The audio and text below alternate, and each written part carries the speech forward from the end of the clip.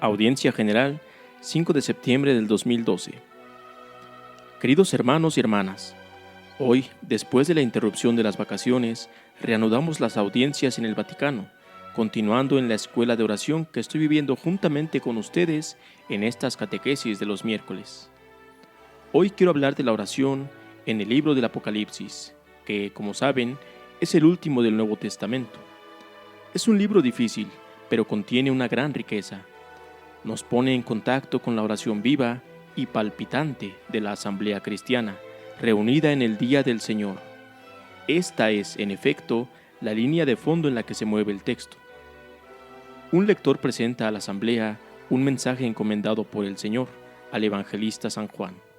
El lector y la asamblea constituyen, por decirlo así, los dos protagonistas del desarrollo del libro. A ellos, desde el inicio, se dirige un augurio festivo. Bienaventurado el que lee y los que escuchan las palabras de esta profecía. Del diálogo constante entre ellos brota una sinfonía de oración que se desarrolla con gran variedad de formas hasta la conclusión. Escuchando al lector que presenta el mensaje, escuchando y observando a la asamblea que reacciona, su oración tiende a convertirse en nuestra oración. La primera parte del Apocalipsis presenta, en la actitud de la asamblea que reza, tres fases sucesivas. La primera es un diálogo que, caso único en el Nuevo Testamento, se entabla entre la asamblea recién congregada y el lector, el cual le dirige un augurio de bendición. Gracia y paz a ustedes. El lector prosigue subrayando la procedencia de este augurio. Deriva de la Trinidad, del Padre, del Espíritu Santo, de Jesucristo, unidos en la realización del proyecto creativo y salvífico para la humanidad. La asamblea escucha, y cuando oye que se nombra a Jesucristo, exulta de júbilo y responde con entusiasmo, elevando la siguiente oración de alabanza. Al que nos ama y nos ha librado de nuestros pecados con su sangre, y nos ha hecho reino y sacerdotes para Dios, su Padre. A Él la gloria y el poder, por los siglos de los siglos. Amén. La asamblea, impulsada por el amor de Cristo, se siente liberada de los lazos del pecado y se proclama reino de Jesucristo, que pertenece totalmente a Él. Reconoce la gran misión que con el bautismo le ha sido encomendada, llevar al mundo la presencia de Dios. Y concluye su celebración de alabanza mirando de nuevo directamente a Jesús, y con entusiasmo creciente reconoce su gloria y poder para salvar a la humanidad. El amén final concluye el himno de alabanza a Cristo. Ya estos primeros 4 versículos contienen una gran riqueza de indicaciones para nosotros. Nos dicen que nuestra oración debe ser ante todo escucha de Dios que nos habla. Agobiados por tantas palabras, estamos poco acostumbrados a escuchar, sobre todo a ponernos en la actitud interior y exterior de silencio, para estar atentos a lo que Dios quiere decirnos. Esos versículos nos enseñan, además, que nuestra oración, con frecuencia solo de petición, en cambio debe ser ante todo de alabanza a Dios por su amor, por el don de Jesucristo, que nos ha traído fuerza, esperanza y salvación. Una nueva intervención del lector recuerda luego a la asamblea, aferrada por el amor de Cristo, el compromiso de descubrir su presencia en la propia vida. Dice así: Miren, viene entre las nubes, todo ojo lo verá, también los que lo traspasaron. Por él se lamentarán todos los pueblos de la tierra.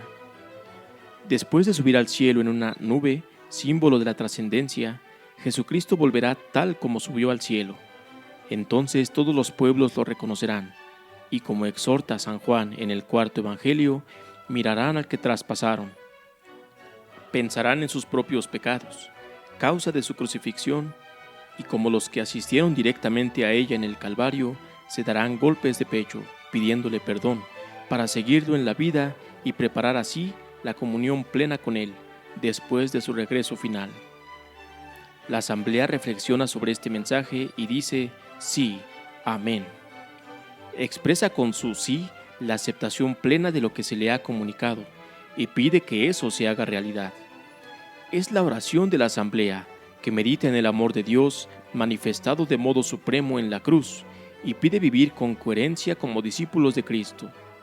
Y luego viene la respuesta de Dios: yo soy el Alfa y la Omega, el que es, el que era y ha de venir, el Todopoderoso. Dios, que se revela como el inicio y la conclusión de la historia, acepta y acoge de buen grado la petición de la asamblea.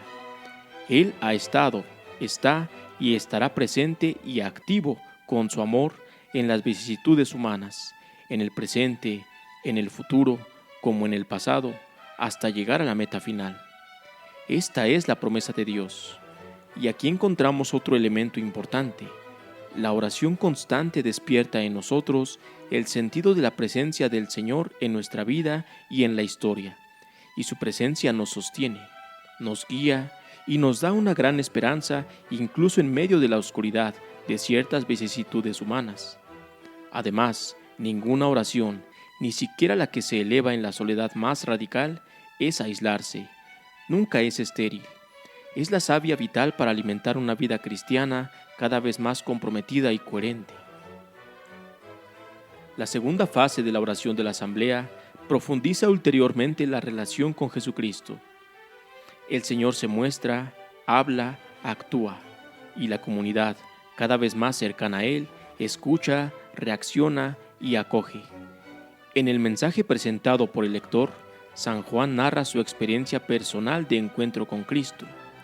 Se halla en la isla de Patmos a causa de la palabra de Dios y del testimonio de Jesús, y es el día del Señor, el domingo, en el que se celebra la resurrección. Y San Juan es arrebatado en el Espíritu. El Espíritu Santo lo penetra y lo renueva, dilatando su capacidad de acoger a Jesús, el cual lo invita a escribir. La oración de la asamblea que escucha asume gradualmente una actitud contemplativa, ritmada por los verbos ver y mirar. Es decir, contempla lo que el lector le propone, interiorizándolo y haciéndolo suyo. Juan oye una voz potente como de trompeta. La voz le ordena enviar un mensaje a las 7 iglesias, que se encuentran en Asia Menor, y a través de ellas a todas las iglesias de todos los tiempos, así como a sus pastores.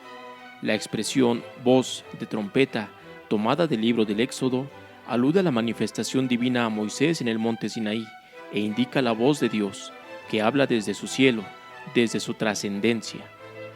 Aquí se atribuye a Jesucristo resucitado, que habla desde la gloria del Padre con la voz de Dios, a la asamblea en oración. Volviéndose para ver la voz, Juan ve 7 candelabros de oro y en medio de los candelabros como un hijo de hombre. Término muy familiar para Juan, que indica a Jesús mismo. Los candelabros de oro, con sus velas encendidas, indican a la iglesia de todos los tiempos en actitud de oración en la liturgia. Jesús resucitado, el Hijo del Hombre, se encuentra en medio de ella y, ataviado con las vestiduras del sumo sacerdote del Antiguo Testamento, cumple la función sacerdotal de mediador ante el Padre. En el mensaje simbólico de San Juan, sigue una manifestación luminosa de Cristo resucitado, con las características propias de Dios, como se presentaban en el Antiguo Testamento. Se habla de cabellos blancos como la lana blanca, como la nieve, símbolo de la eternidad de Dios y de la resurrección. Un segundo símbolo es el del fuego, que en el Antiguo Testamento a menudo se refiere a Dios para indicar 2 propiedades. La primera es la intensidad celosa de su amor, que anima su alianza con el hombre. Y esta intensidad celosa de amor es la que se lee en la mirada de Jesús resucitado. Sus ojos eran como llama de fuego. La segunda es la capacidad irrefrenable de vencer al mal como un fuego devorador. Así también los pies de Jesús, en camino para afrontar y destruir el mal, están incandescentes como el bronce bruñido. Luego, la voz de Jesucristo, como rumor de muchas aguas, tiene el estruendo impresionante de la gloria de Dios de Israel, que se mueve hacia Jerusalén, del que habla el profeta Ezequiel. Siguen a continuación 3 elementos simbólicos que muestran lo que Jesús resucitado está haciendo por su iglesia. La tiene firmemente en su mano derecha. Una imagen muy importante. Jesús tiene la iglesia en su mano. Le habla con la fuerza penetrante de una espada afilada y le muestra el esplendor de su divinidad. Su rostro era como el sol cuando brilla en su apogeo. San Juan está tan arrebatado por esta estupenda experiencia del resucitado que se desmaya y cae como muerto. Después de esta experiencia de revelación, el apóstol tiene ante sí al Señor Jesús que habla con él, lo tranquiliza, le pone una mano sobre la cabeza, le revela su identidad de crucificado resucitado y le encomienda el encargo de transmitir su mensaje a las iglesias. Es hermoso ver este Dios ante el cual se desmaya y cae como muerto. Es el amigo de la vida y le pone la mano sobre la cabeza. Y eso nos sucederá también a nosotros. Somos amigos de Jesús. Luego la revelación del Dios resucitado, de Cristo resucitado, no será tremenda, sino que será el encuentro con el amigo. También la asamblea vive con San Juan el momento particular de luz ante el Señor, pero unido a la experiencia del encuentro diario con Jesús, percibiendo la riqueza del contacto con el Señor, que llena todos los espacios de la existencia. En la tercera y última fase de la primera parte del Apocalipsis, el lector propone a la asamblea un mensaje septiforme, en el que Jesús habla en primera persona, dirigido a 7 iglesias situadas en Asia Menor. En torno a Éfeso, el discurso de Jesús parte de la situación particular de cada iglesia, para extenderse luego a las iglesias de todos los tiempos. Jesús entra inmediatamente en lo más delicado de la situación de cada iglesia, evidenciando luces y sombras y dirigiéndole una apremiante invitación. Conviértete, mantén lo que tienes, haz las obras primeras. Ten, pues, celo y conviértete. Estas palabras de Jesús, si se escucha con fe, comienza inmediatamente a ser eficaz. La iglesia en oración, acogiendo la palabra del Señor, es transformada. Todas las iglesias deben ponerse en atenta escucha del Señor, abriéndose al Espíritu como Jesús pide con insistencia, repitiendo esta orden 7 veces. El que tenga oídos, oiga lo que el Espíritu dice a las iglesias. La asamblea escucha el mensaje recibiendo un estímulo para el arrepentimiento, la conversión, la perseverancia, el crecimiento en el amor y la orientación para el camino. Queridos amigos, el Apocalipsis nos presenta una comunidad reunida en oración, porque es precisamente en la oración donde sentimos de modo cada vez más intenso la presencia de Jesús con nosotros y en nosotros. Cuanto más y mejor oramos con constancia, con intensidad, tanto más nos asemejamos a Él, y Él entra verdaderamente en nuestra vida y la guía, dándole alegría y paz. Y cuanto más conocemos, amamos y seguimos a Jesús, tanto más sentimos la necesidad de estar en oración con Él, recibiendo serenidad, esperanza y fuerza en nuestra vida. Gracias por la atención.